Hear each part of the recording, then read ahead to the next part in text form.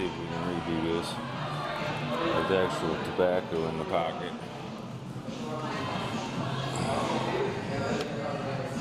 Let's see if this is it all charged.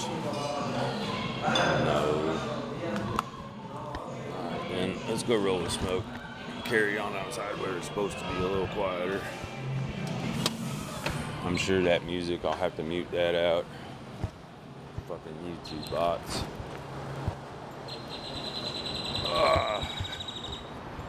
But yeah, so I'm not sure where that fell apart, but I'm gonna assume it was maybe when I tripped up the stairs. Long and the short of it, because of my degenerative disc disease, my right foot's about 10% floppy.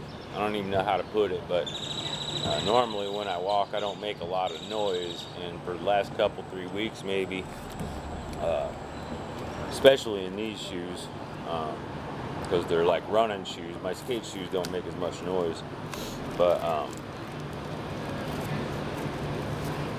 this is Austin, and that was the fucking line, and I've been here for probably a couple hours. I'm not sure exactly. I woke up, I actually found my best place to sleep. First night, got stuck in the rain. I came in to get a $60 room, actually a $40 youth hostel bed, because I figured I'd only be there to sleep. But they didn't have room, and the lady looked at me like I had green skin or something. Like my kind wasn't welcome there, which seems a little weird, because my kind is kind of people that built popularity of youth hostels. I don't know what the hell pretension is up happening now. And we're gonna go with that. This is that little fuzzy thing I was talking about. A little hat for bats. And the one thing I did forget, I could have brought, and it would have worked maybe, is my service animal badge. Because what I want to do, normally I have it on this dog leash thing, clown dog leash, invisible dog.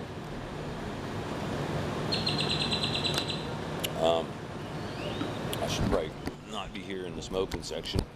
Let y'all check out what's out there while we do a second recording to see if this, if the fuzzy thing makes any difference.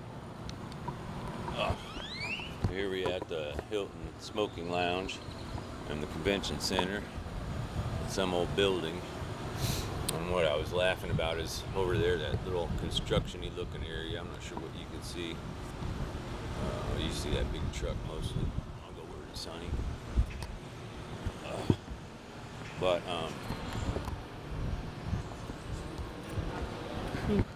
that's their idea of a dispensary. But when you realize I moved to California in '98 after Burning Man, and I stayed there for quite some time, because in '97 medical cannabis became legal, and lots of other loopholes, and then eventually they got wrecked, where just anybody can buy it.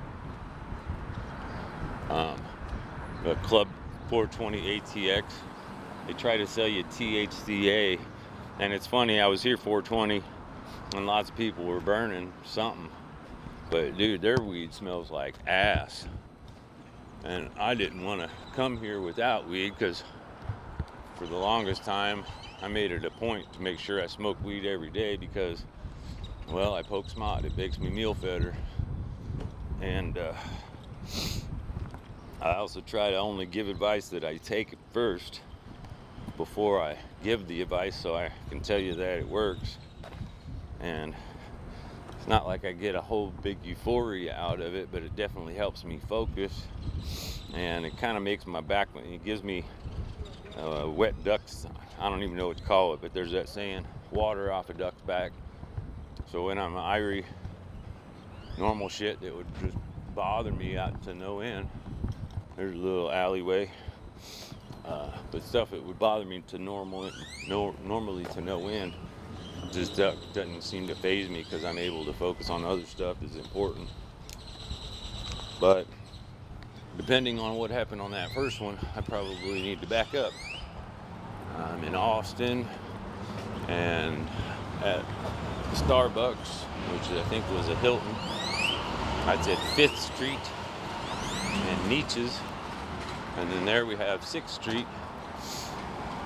Now I mentioned that similar to other places, 6th Street at night gets closed off. And all the cars are gone and people just walk out in the streets and whatnot. It's like jaywalking heaven or something. And there's the Vulcan, because I tried to find some research and understand what the hell was going on here. And I also try to do what's good for myself as well as the group. So, hey, Kill Tony fans, Clem Hawkins here, giving you your update. There's a voodoo room. So anyway, at night, I'm gonna go to the sunny side of the street. I hope. Yep. I'm a jaywalking. So yeah, there's Vulcan Gas Company. I think they still do comedy and stuff. There's Moose Knuckle, or Moose Lodge. Getting goosey-loosey at the Moosey. But at night, this place is stupid, blasting loud. It's like a attention deficit disorder nightmare or something, because just walking down the street, you can hear that music blasting. Some Einstein got to be coming to the opinion that the louder the shit that you're playing out the club makes people want to go in there more. Me personally, even before I was 50 some odd years old, I wasn't playing that. Now the majority of what's happening, what I was saying, it's easy for me to remember, is Trinity in relation to Mendocino, Humboldt, and Trinity counties, the Emerald Triangle. So what you see over there is probably Kill Tony people waiting to sign up. And that's also where the line is. So if you come here to do shows, or to see a show, the gate don't open till I think like 5:30 or something. And then people come out here, and if you're against the wall, that's the people that have tickets. And then there'll be another line on the others, like a couple, 3 feet to the right of it. And last night that thing was just fucking chock full. See if we can get you a good view of the mothership. Oh look, their gate thing's open. Oh, because dude's delivering. Hey now. So there's the whole comedy mothership. We're still recording, yeah. Yeah. Normally this is a big black gate, but they're getting delivery and stuff, so I guess that's why it's temporarily open. And this was cool. The Ritz Theater used to be fucking Minor Threat, yeah. Love those boys. I didn't have a legal drink till I was 30. Had lots of illegal ones before I was 20. And it looks like somebody been here that might know what's up with it. They poke smock to the big some meal fetter too. Surprise, surprise. But if you look up there, you can see that there's a live venue band, and that place has blasting music. That place up there has blasting music. All of these bars along here have blasted music. But what I was saying is, from Trinity, a couple blocks up to Colorado, one of the other cannabis things. Now here's the Shakespeare's. They used to do the alley, and why don't we just do that? We'll show you the alley. But now, if you can see where the mothership is, it's weird that their awning looks kind of like a 7-Eleven sign. That green and red with the neon lights. But if you look over there where it says Drops of Life, in that corner place, that's Poor Choices, where the Kill Tony sign up is. Now, Mothership has open mic Sundays and Mondays. Sign up's at 6. Whoever's the door guys are complete jerks. Not all of them, but just the one I saw last night. Essentially, if you don't know, one of my bits is about being dyslexic and also disabled. So I figure the easiest way to be a success is to start a nonprofit. You said around new people were already lining up for the standby ticket? Yeah. So, and that's your local bodega, you know, like the 7-Eleven-y thing. That's when I first was coming here, and maybe it's because it was a year ago. I looked at their site or something, one of them, and tobacco was only $10 a pouch, and in Boulder it's 25. And there you see San Jacinto, and down there you might be able to see Sunset Strip. Now I was wrongly under the impression that that was a daytime bar hangout and nighttime comedy club. They even have here I'll show you on the menu. Most every restaurant, bar place has one of these menu boards, and it says they're open until starting at 3 p.m. because I saw like afternoon open mics and some other stuff. But when I got here, I went up there and it was locked. And the girl at the chicken shack, Happy Chicks, says they don't open till 7 usually.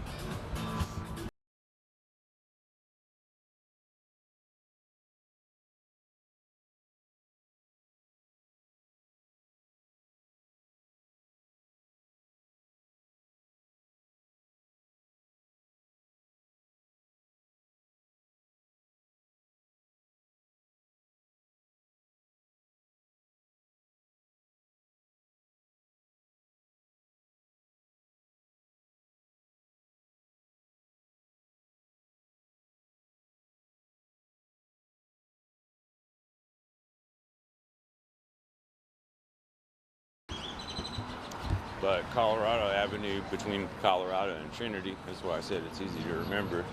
It's pretty much the heart of the 6th Street, and it's predominantly college kids and younger generation.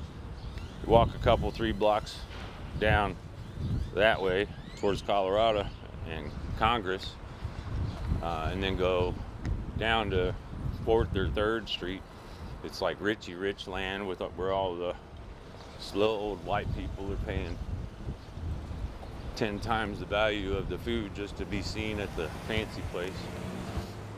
But here I'm hobbling back behind the mothership so you can see the alleyway where people used to hang. And I know there's a Kill Alley is a podcast, or was a podcast, and they would be back here and they'd interview people and, you know, try to feel it out. I watched a few of them, I think, but again, I was looking for something like this. I wasn't looking for that. But yeah, so I get in on Saturday and I go to the youth hostel, $40 a night bed, none available. So I bounce, and I go up to La Quinta Inn, which is supposed to be $62. And I even looked it up on the internet, it said $62. But when I got there, they're like $285 for one night. And I'm like, fuck that. That's more than I got to spend on this whole trip. Because I'm disabled, and I'm on disability. I might be repeating myself, but again, my almost stumble and fall thanks to my gimpy foot might have been why I accidentally turned the thing off. And it could just be that it ran out of juice because the batteries aren't the greatest. And I'm not sure which one of these is it, but this is the alleyway, one of those doors there. I thought there was like a long sort of corridor by Shakespeare's. Okay, so Ropa Polos. So that right now, this place right here is the places that sell slices through the window next to Mitzi's. So I'm guessing that double doors is electrical fire room riser. I'm assuming that door there is for the mothership, and I think Mitzi's they'd enter through that, but that's probably their loading doors. Another weird thing is how tall these fucking dumpsters are. Essentially I was stuck out homeless, and instead of getting mad, I made a bit about it, and it goes like this. Well, it looks like homelessness is backed by popular demand. And by that I mean all the popular people demanded the rooms, so the broke monkeys like me are stuck out on the streets.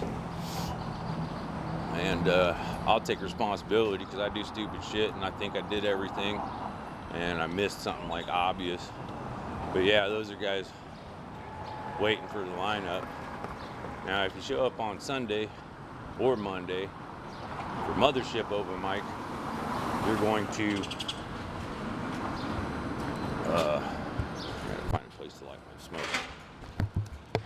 You're going to sign up on a list. Supposedly they do it random. And if the camera was looking at me,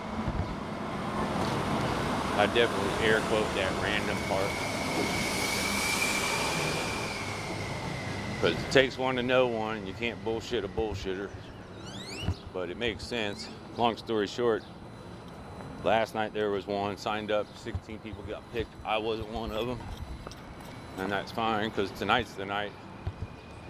But I was told that I got one of the nice people that works there, door security or something. Here's your map, if you give a shit. Yeah, and I still can't really see what I'm doing. But, point being is that if you sign up on Monday and you get selected to perform inside the Mothership tonight, you're automatically signed up for Kill Tony tonight. Or you can come to here, where I've been told they can get like 200 some odd people. 4 choices. Ain't that funny?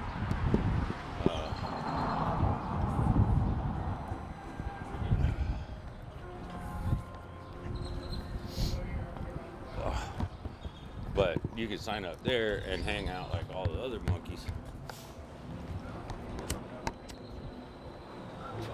But if you ask me, it would make sense that the Mothership would have cameras in every room, meaning that all the performances can be seen from another room, be it a green room or a control room or something like that, so they can kind of glean people that show up and understand the audition process that's kind of unwritten, that if you're going to try to get on Kill Tony, you should try to get to the other open mics. Now, I was able to hook up with Mr. Cam and gift him a shirt, and I got to see Mr. Heath was working. I didn't want to take up a bunch of his time, but point is, it's like I keep forgetting the name.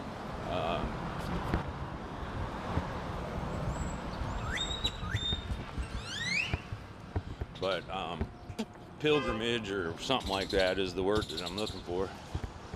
In that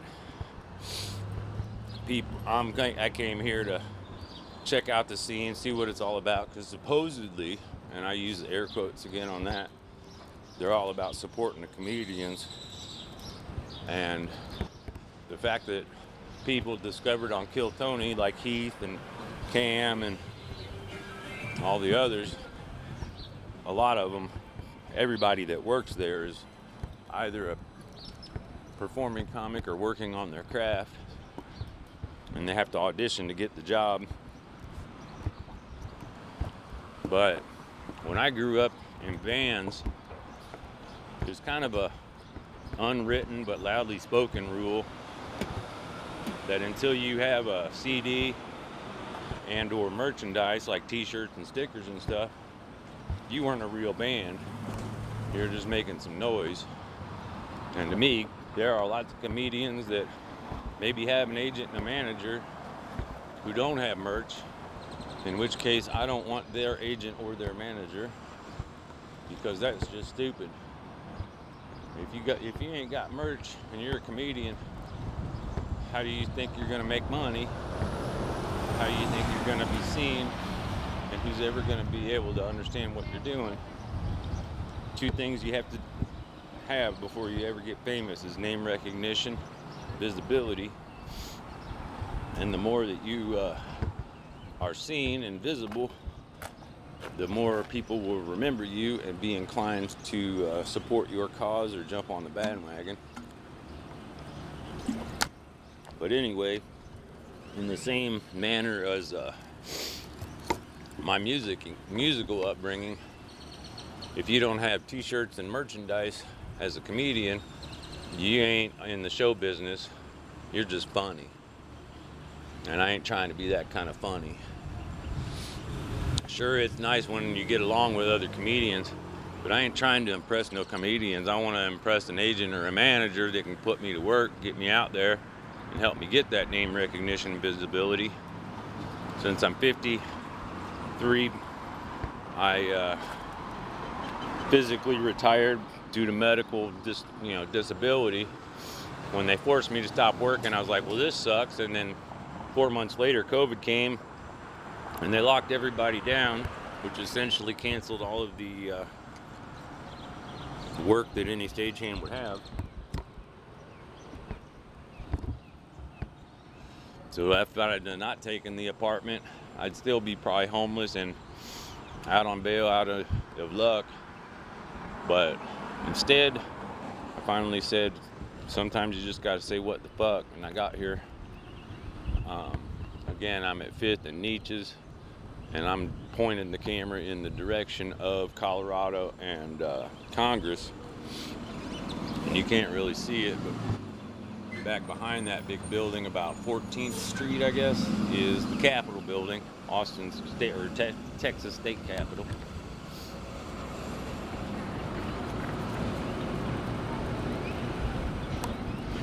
But it's the first time I've ever been in a state capitol where so much nonsense just runs amok. People are wondering, what do we do about the homeless? It's like, well, how about you bust all the dealers so they don't have any drugs? Or better yet, why don't you put the dealers somewhere else, because the druggies will go towards that. But yeah, so I'm waiting for 1 o'clock, 3 o'clock, because that's when I'm supposedly able to check in and whip my back. Sup, Dread? He ain't listening. Fucking ropehead. Whatever, dude. Yeah, you gotta show love when you can. And there's a couple of us out here, but not a lot. And when somebody looks like me, with that fucking bundle of rope factory on the back of his head, and I got a backpack, not even a backpack, just a day pack, which was full of all my t-shirts and my props, because I'm not a big fan of the term prop comic, because I think that's gimmicky, but it seemed to work for Gallagher and Carrot Top, and was even part of Howie Mandel's original performances. But that's not what all that they did, you know. I'm gonna see if I can pop up on here. Here, take a look at the sky for a second.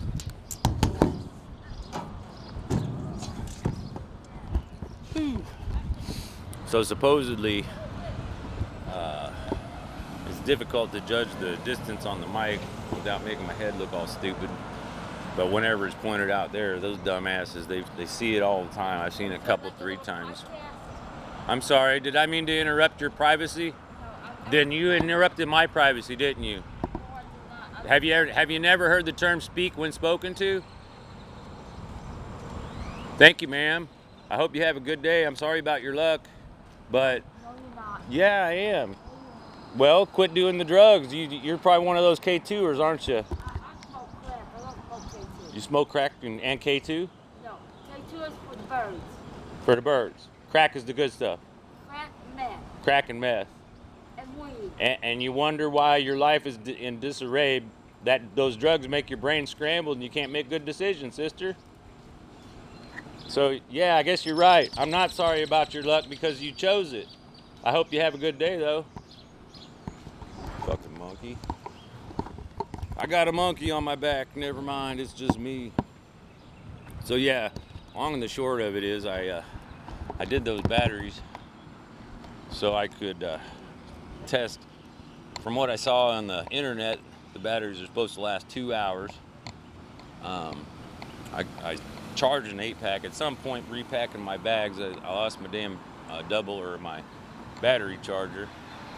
So I've got 6 more. So I can say safely I got maybe 6, 2, 12, 10, maybe 8 or 9 hours of recording time in the batteries that I have charged. I really like that building right there. It's like a Batman looking fucking building. But they're real big on Yeah, sorry, just got distracted. When the crackhead meth head knows podcast terms, is like, is that a podcast? And I'm like, I'm sorry, lady. Did I invite you? Yeah, you're here, but you're obviously cracked out. So yeah, I learned about the new drug K2. I've never really been into powders or pills. I've always been pot mushrooms and acid with maybe a side of an IPA or three. I think I'm on my second full water bottle. No, it's third because I put the vitamin C in the first one, then I drank plain water the second one. Or no, I didn't. That's the second one. But still, the fucking line we'll go in and you'll see.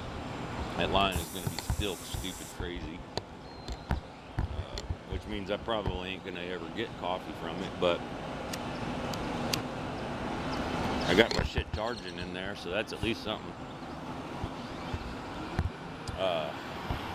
But yeah, I get to check in at anywhere between 1 and 3, which finally means, now understand I live in Boulder, Colorado, and since like 2008 or something like that, might be 2010, I think it was 2008 when I got to Santa Fe, but most of my life from that point on was at high elevations.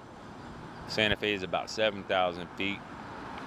Then I went to Durango and Telluride, and that's like, I don't know, 6850 and 7320. I'm gonna turn this way because every time some dumb monkey sees this fucking camera, they're like, oh wait, maybe I can be on it. I'm like, dude, I'm the fucking nobody dumb monkey, so nobody sees me, why would they see you? But at least I'm doing something good for the community is the intention. So if you come here for Kill Tony, don't do like I do and assume that nothing's happening, because this weekend was Parents' Day and spring game for football and spring game for baseball, and it's the Texas Longhorns, and I don't know much more about it than that. I think it's Matthew McConaughey's team, because him and Pat McAfee and the boys were at, I remember seeing them on one of those games. It was the Longhorn game. But long and the short of it was all the popular people demanded the rooms.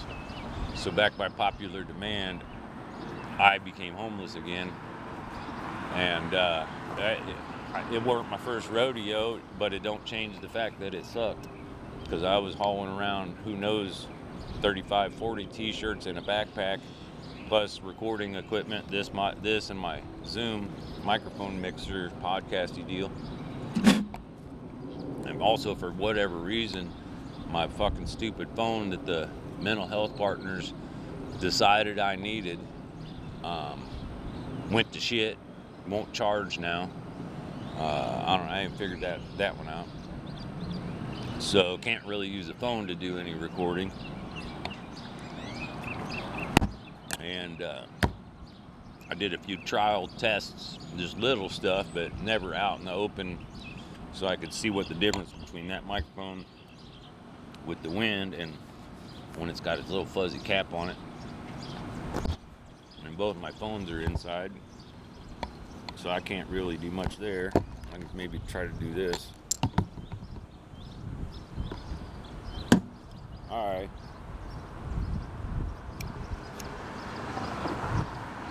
Gang nonviolence. If I have to explain it to you, you wouldn't understand. But yeah, I'll have to review this. I'll probably wait and do that in the hotel room.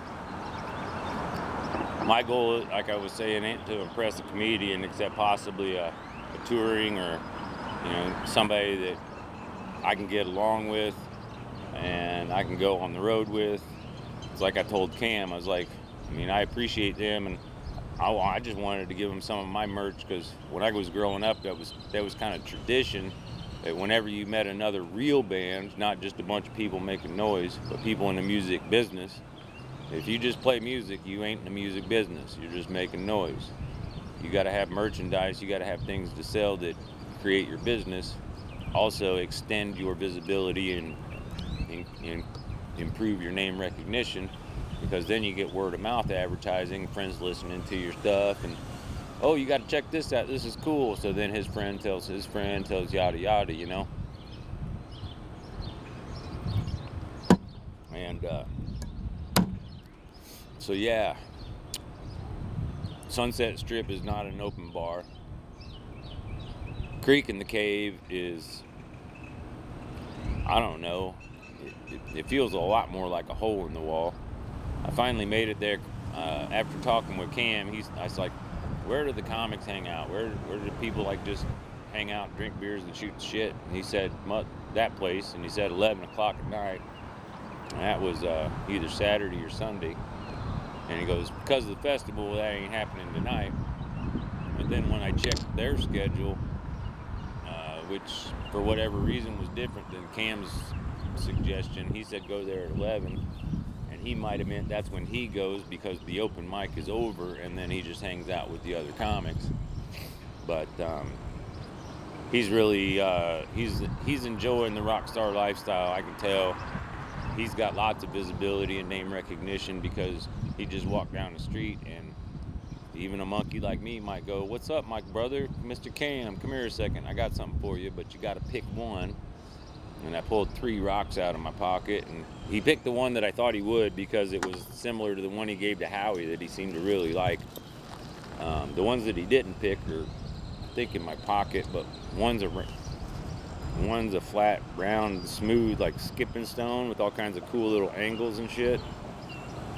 Now, for me, in ADD, having something and the other one's almost a perfect round marble.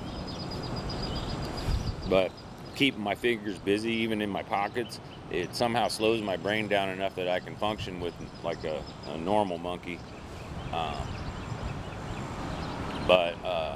Anyway, he took that, gave him a shirt, gave Keith a shirt, or Heath, sorry.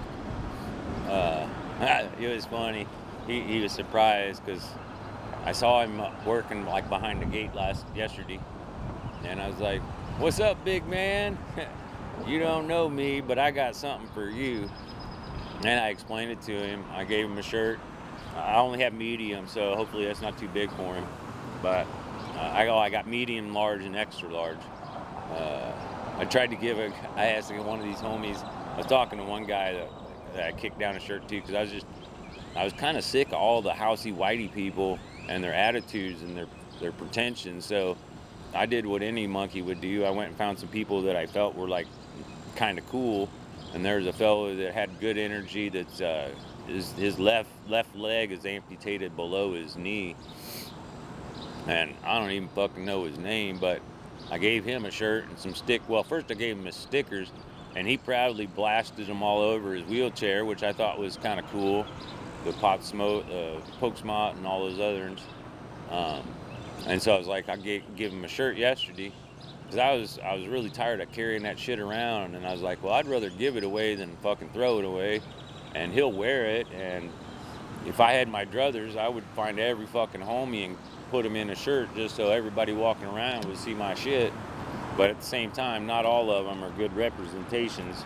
I mean, even that cat, he's fun to chit chat with, and I would say we're friendly, but he's definitely not my flock. He's more of my old Wrecking Crew, Stomping Ground, Golden Gate Park, Woody and Red type of cat. And he's a good guy, but just like everybody else out here, they got problems. I ain't gonna bullshit much longer because I gotta get in, get my shit, and get up to the hotel, get ready to check in and whatnot. Maybe the line will be reasonable by now and I'll get coffee, but probably not. But more importantly, I don't want to talk more than I have to. I want to be able to be clear and concise, but also moderately entertaining, as if you were here in Austin with me. And if so, you're way down on the ground. Oh, look, you just jumped. So I'm going to go inside, and we'll see where it takes us. And more than likely, I'll find some more things to talk about. Maybe some cool people to interview. And we'll catch you on the flip side.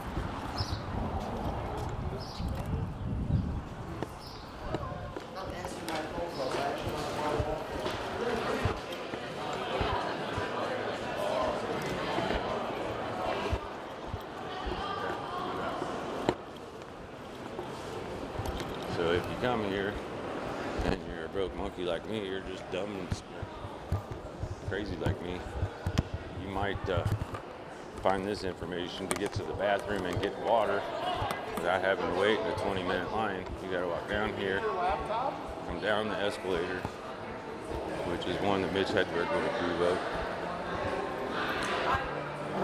Well, no, he wouldn't. Look at that. Temporarily stairs. Sorry for the convenience. But one side works. Earlier, those blockades were not working.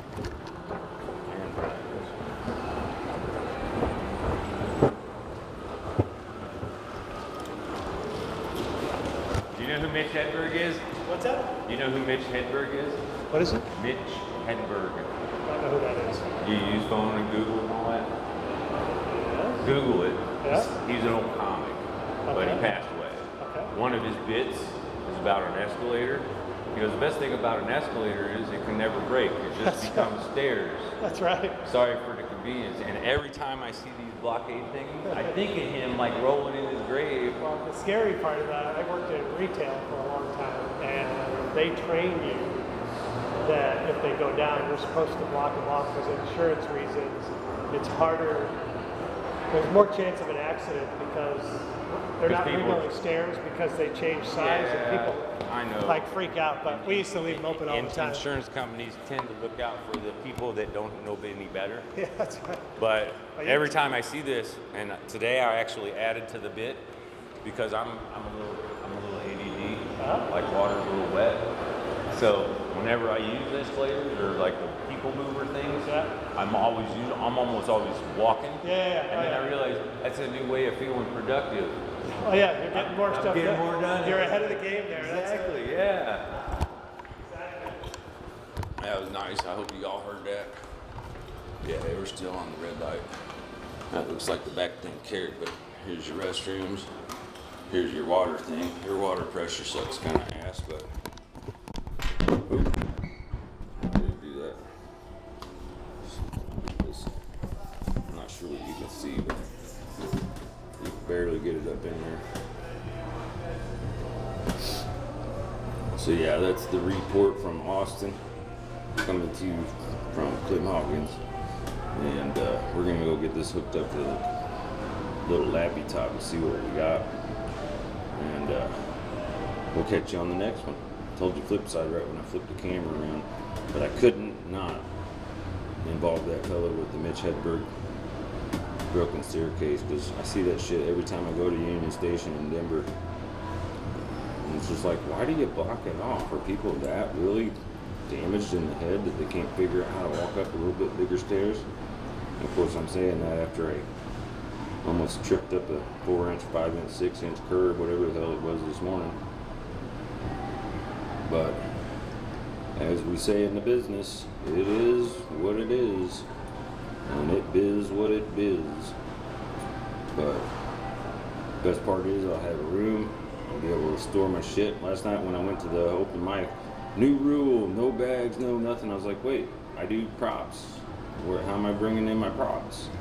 No bags, no nothing. So no prop comedy, a comedy mothership? That seems okay. I guess Joe don't like Carrot Top or Gallagher. Or Howie. Maybe he's just so famous he got other people doing it. So we'll check it out. Peace.